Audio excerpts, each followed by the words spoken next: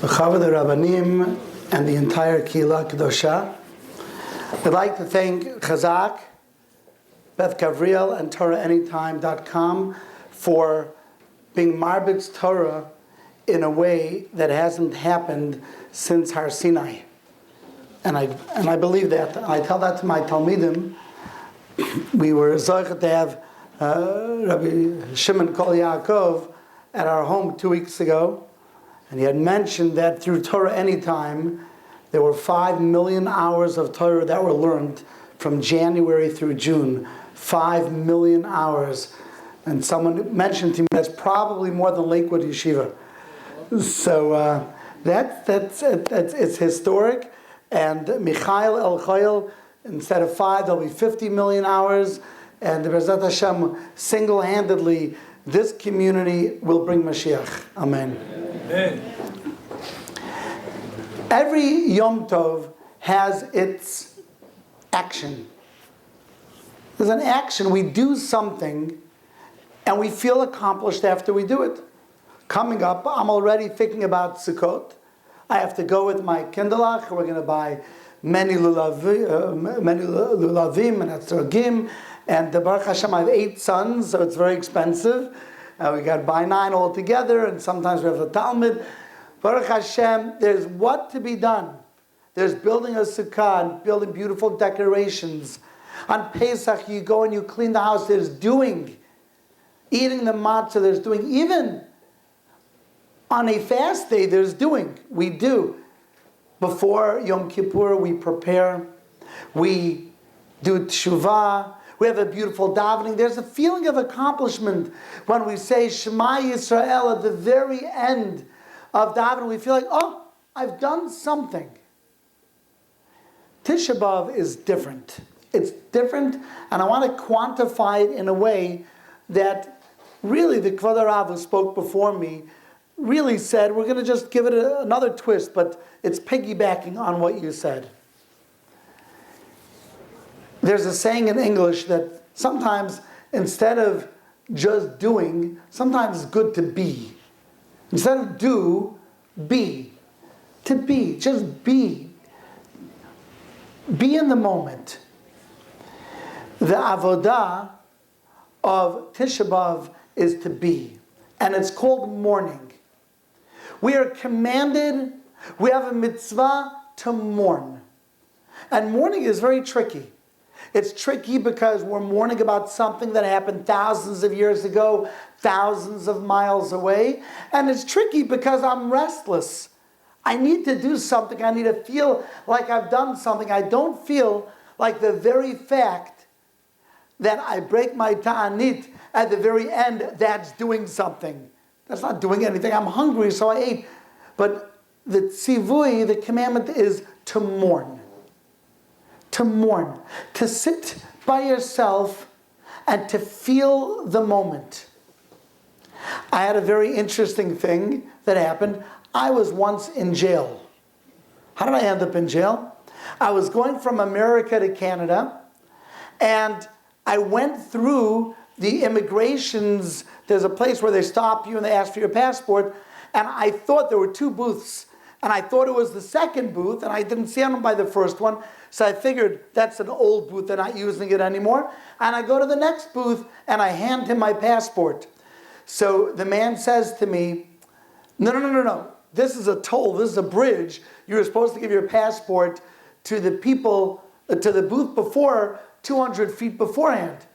I said, but I didn't see anyone there. A moment later, I was surrounded by 3 police. And they come out, and they've got dogs, and they've got guns, and I don't know, they thought I was smuggling something. And I came out to put my hands on my head. I didn't know what was going on. It was the scariest thing. And they take me, and they don't hear a word I say, and I'm trying to say, I didn't see anyone there. I thought it was this booth. They take me, and they throw me in jail. And I realized, you know what I should have done?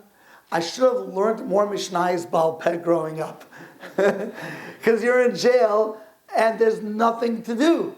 There's nothing. And they take away your phone, so you can't text anyone. You can't say, hey, guess where I am? you're there in jail. And all of a sudden, there are walls, and there's a little door with a tiny window which is soundproof. And all of a sudden you say, you know what? How do people, Baruch Hashem, after an hour or so they came in, I explained to them, I didn't realize it was this booth. Of course, they checked my car, they said, okay, you can go. But for that 1 hour that I was there, I suddenly realized, you know how hard it is to be alone with yourself? It's hard. We need to do something. We need to be involved in something. We need to accomplish something. To mourn means stop doing and start being. Feel the pain. It's such a difficult avoda. It's difficult even when the pain is close by, when it's not your immediate pain. And how difficult is it that thousands of years ago, thousands of miles away, something that we can't really relate to. We understand there was Beit HaMikdash, we understand there were Karbanot, we understand there was Shekhinah, but do we really understand? If we understood, do we say Karbanot in the morning? Do we daven? We don't feel it. So it's actually perhaps the hardest Yom Tov, because that's what it is, it's the hardest Yom Tov to accomplish the avodah of the day. Mourning. To mourn. It's very hard to mourn. But that's the avodah. Can you mourn? Can you feel pain? It's a famous story, I'm sure it was said over here already earlier in the day with Napoleon, but I'll say it because there's a little twist on it. Napoleon, who had come into a shul and he had seen people crying, and he said, why are you crying? It's the night of Tisha B'Av. And we say, wow, the night of Tisha B'Av, what is that? Well, thousands of years ago, thousands of miles away, a Beit HaMikdash was destroyed. And he said, well, if that's the case, you're going to get it back if you're still mourning thousands of years later. And yet, can we mourn 9 days? Are we able to mourn? We have such a hard time mourning. We go in, to the 9 days. We don't eat meat, so we have to have a siyum. Do you ever go into a restaurant where it's a fleishika restaurant and someone's making a siyum and everyone jumps up, yes, a siyum, let's go, now we can eat. We already ordered sushi, it's okay, but now we can have steak. So they all go and they don't know what masechta, they don't know, they didn't hear it, they were the last amen of the last kaddish, but I was part of it. I'm mourning, right? But at least I can eat now. Music, okay, but I could listen to a cappella. There's a way out of everything. I forgot to wash my clothing. I forgot, so I'll sit on it for a minute. Okay, now, this is mourning. We don't know how to mourn because it's painful to mourn. It's hard to mourn. It's hard to be by ourselves and think, what is it like to be in pain? So I want to tell you why this is so hard and why this is the avodah of the day. Echa yashva badad Hayir Abbasiyam, sitting alone, a glorious nation. Hayisakal Mana, we are badad, we are alone. When we mourn, we feel what it's like for a moment to be alone. Years ago, I lost a brother. And at the end of the Shiva, I came into the house, and people were coming over and they wanted to say it's going to be okay.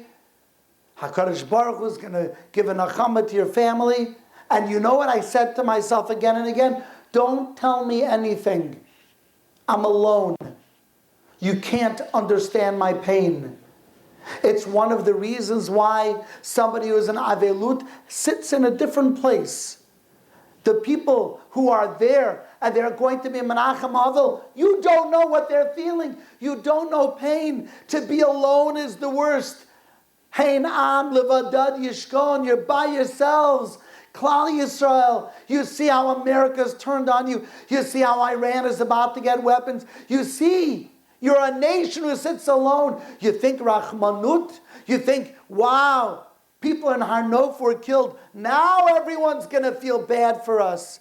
No, that's a 24-hour news cycle. That went away very quickly.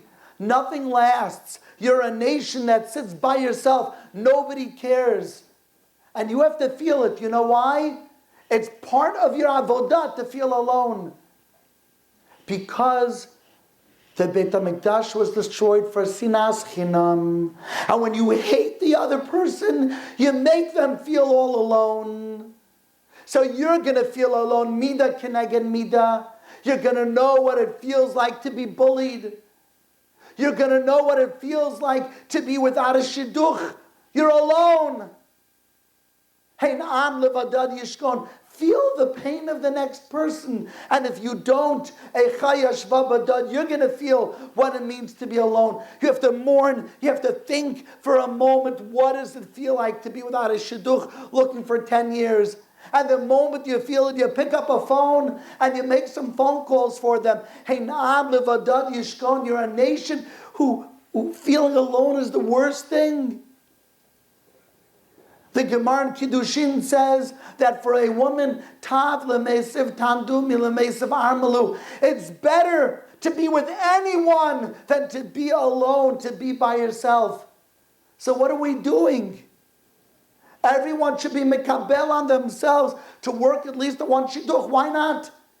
We're so involved in business. We're so involved in everything else. But shidduchim, people who are alone and they don't have a place for Shabbat. It was announced that I have Shabbat.com. I want to tell you something. There's going to be something called the Shabbos Project coming up. I like it, but I'm not in love with it. You know why? Because that's only 1 week. That's only 1 week. And there's going to be a lot of dust that's kicked up. And we're going to clap for ourselves. And we're going to say, yes, we baked challah together. We had a Shabbat together. But what about the other 51 weeks of the year? There are people, I want to tell you, last week, not this Shabbos, last Shabbos, we had 20 Gerushim and Gerushot at the house. 20 people who were divorced. Many of them brought their children. You know how many of them are alone on Shabbat? Do you know? I'm going to tell you something. Nobody knows this. It's devastating. I think about it, I go crazy. You know, last week, there was a young lady who committed suicide. It's a famous story. A young lady who committed suicide. She was off the derech. The blame was going back and forth. It's her fault. It's not her fault. It's the community's fault. Do you know what I'm talking about? You heard about it? Can I tell you something? You know, I did a little research. 2 years ago, she signed up for Shabbat.com. That means she had a Yurgurei Tshuva 2 years ago. And I looked into her account, and she made 3 requests to go to somebody for Rosh Hashanah. And nobody said yes. And I looked into her account, she didn't get 1 invitation. I go crazy from this. Yeah. You want to blame? We don't need to blame. But we want to look in the mirror. A person like that, a neshama that's crying, should not be invited 1 time. Heinam levadad yishkon. Imagine how lonely she must have felt. She was lost and confused, and now she's making an effort, and nobody. And if you can't say yes because you're busy, you're out of town, say, but I will find you somebody. I'm not going to hope that somebody else finds you somebody, because you won't be alone on Rosh Hashanah. You won't be alone without a shidduch. You won't be alone with nobody visiting you in the hospital. You won't be alone in your job search because you can't find a job. We're a nation that can't stand being alone. And when we're complacent and we say, it's okay.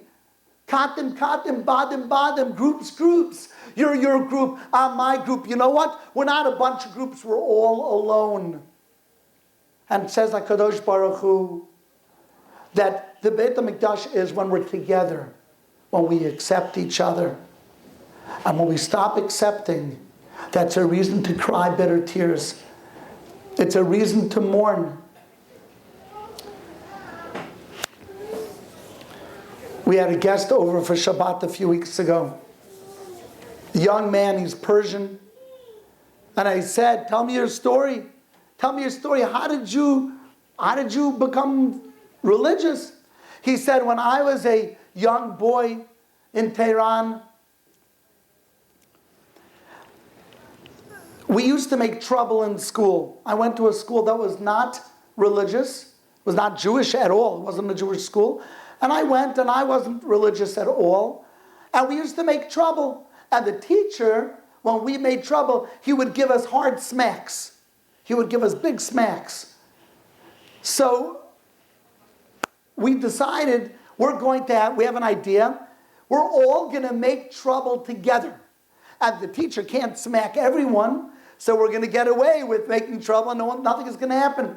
So he said the teacher came in the next day, and all the boys together, they began to bang like that. And all the boys, 25 boys, banging, banging, banging. And the teacher's looking this way and that way. What am I going to do? And who am I going to punish? And he didn't know what to do. So he ran out of the room. He was like, oh no, what am I going to do? 2 minutes later, the principal comes in. And the principal, a very stern fellow, he looks at the class and he says, everybody line up. They made a straight line, and he took the first boy and he gave him a smack. Next. The principal had no problem doing this. Next boy, smack. The next boy, smack.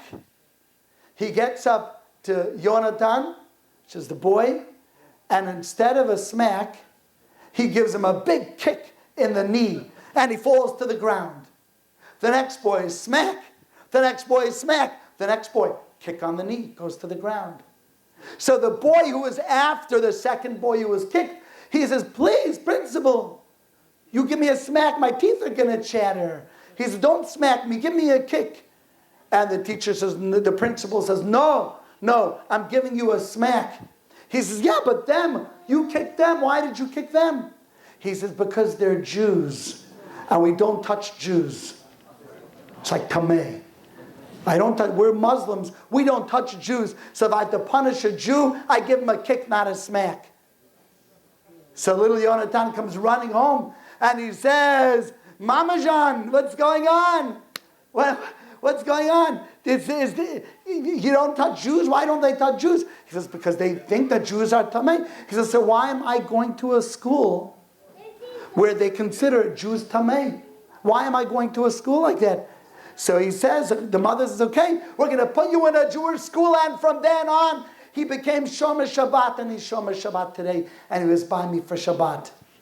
Sometimes being alone is important, but not being alone from other Jews. Other nations, they'll put us in a box. Other nations, they don't care about us. Other nations, they throw us away. But us, we can't be alone. We can't have a girl sitting by the telephone waiting for a shadchan to call, but no shadchan calls. Sending one shidduch resume after the next and no one answering.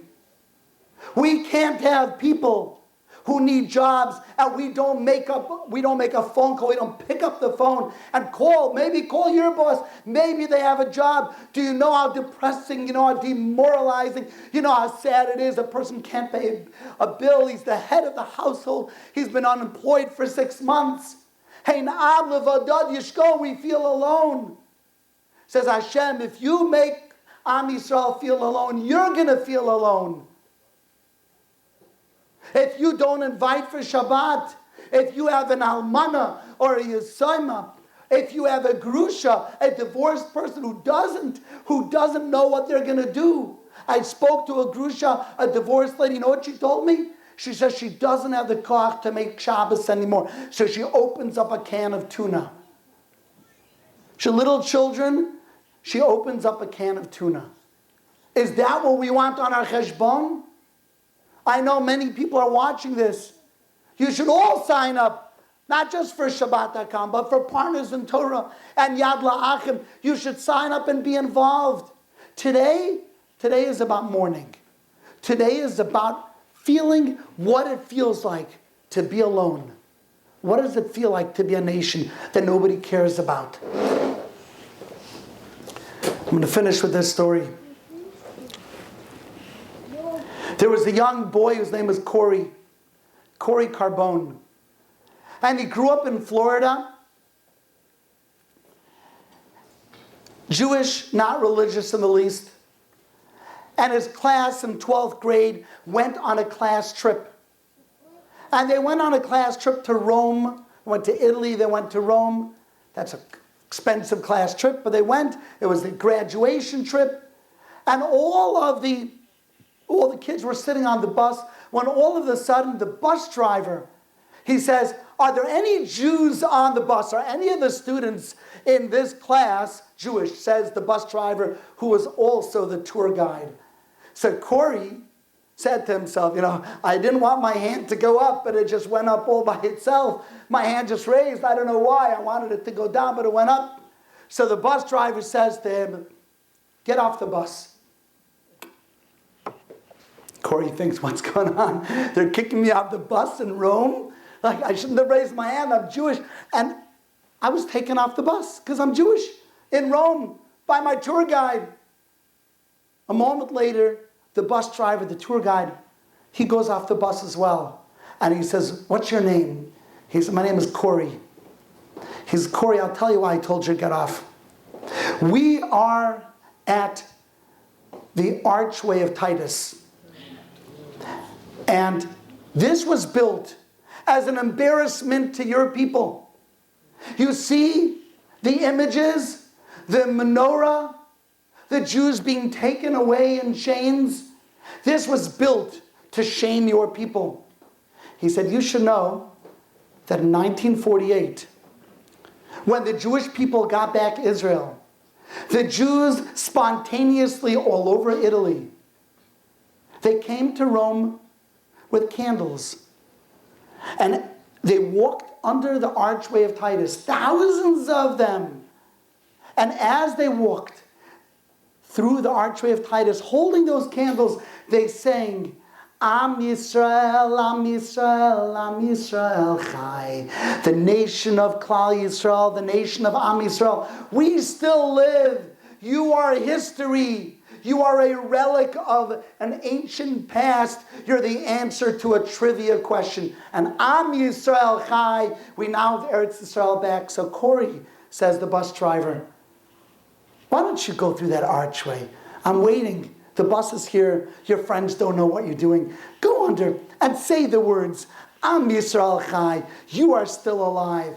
And Corey, who actually knew that tune, he walked through, maybe a little awkwardly, but maybe just a little bit jubilantly. Am Yisrael Chai. We are still alive. He was so inspired that the next year he decided he's going to sign up for a trip to Israel. And he looked around and he found a trip called Akiva. Now Akiva is my trip. Corey found my trip. Unfortunately, when he sent in the application, we get a lot of applications, and his application slipped through the cracks. It slipped through. We got a lot somehow. We thought it was answered, and we never answered Corey. And it was 2 weeks to go until the trip. And I asked my secretary, maybe look over, we have 1 or 2 slots left. Maybe there was somebody that we said we'll wait and see, and now we should send them, we should tell them it's okay, we have that slot, why not? And we bumped into an unopened application from Corey Carbone. And I looked at his application, I looked at what he had to say. I saw this story, I was so moved, I called him on the spot. And I said, "Corey?" And he said, "Yeah," and he's very loud, in the background, lot of noise. And I said, "Corey, can you go to a quieter place? This is Rabbi Klatzko from the Akiva trip." So he says, "Yeah, Rabbi, one moment." And he goes to a different place, and I interview him. And I'm so impressed with Corey that I tell Corey, "You know what? Even though it's 2 weeks to go, I hope you don't have plans, and I hope you have a valid passport, because you are going to the Holy Land in 2 weeks." And he said, "Thank you so much, Rabbi, thank you." And he hung up the phone. Little did I know what was going on the other end of the line. You see, Corey belonged to a fraternity.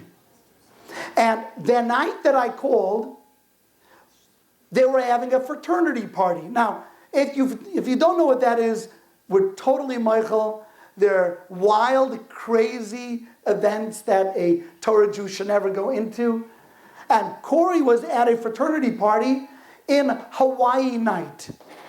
And in Hawaii night, the laws of the fraternity were that all the guys had to put on grass skirts and have flowered leis, like flower necklaces, and that was the uniform of the evening. So when I called him, he picked up, slightly drunk from that party, and he is, and he picks up the phone and he goes outside, and there he is outside in his grass skirt, in his lei, and I tell him he's going to Eretz Yisrael. And when I hang up the phone, he begins to do a dance in his grass skirt outside of the fraternity in Orlando.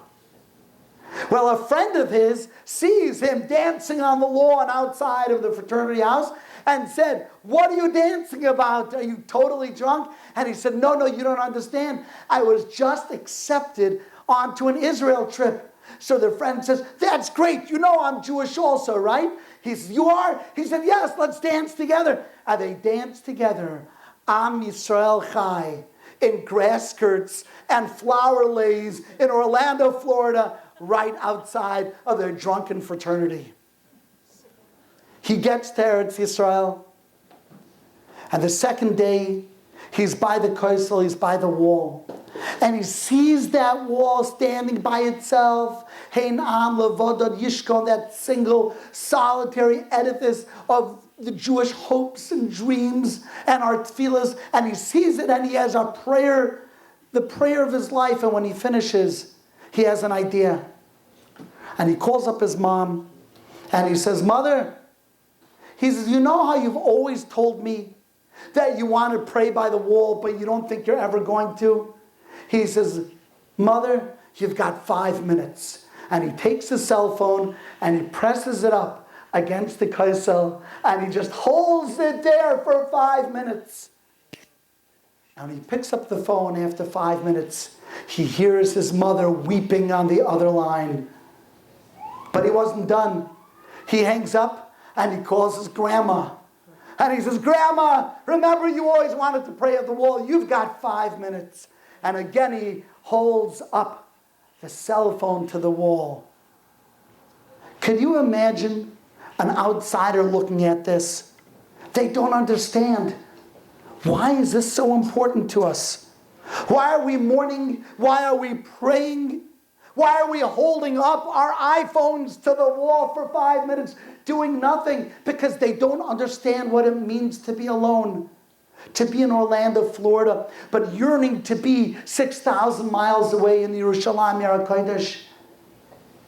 Being alone is the worst thing. Each mitzvah, Bikur Cholim, don't let the sick person be alone. Hachnasas Orchim, don't let the stranger be alone. Levayas Ames, don't let the mourner be alone. We are all about being together. And therefore, Tisha B'Av, feel what it feels like to mourn alone. Sit on a lower stool. Be on a different platform. Think about it. And when it's over, when Tisha B'Av is over, and your stomachs are full, and your thirst is quenched, then look out for the next person who's alone and says, Ad Kan. Say Ad Kan, until now and no further. You will not be alone. You have me. And it's so simple to do. And I'm going to give you 2 eitzes and we'll finish with this. Eitzah number 1, carry a sticky note with you. Sticky pad. You know what a sticky pad is? Little sticky pad and a pen. And you know what you should do? Take that, and when you see somebody doing anything good, doing anything wonderful, who needs a break, write a little note. Stick it on their car window. Take that sticky note and put it on the stender of somebody. Say, what a great davening. How wonderful. You inspired me to daven better.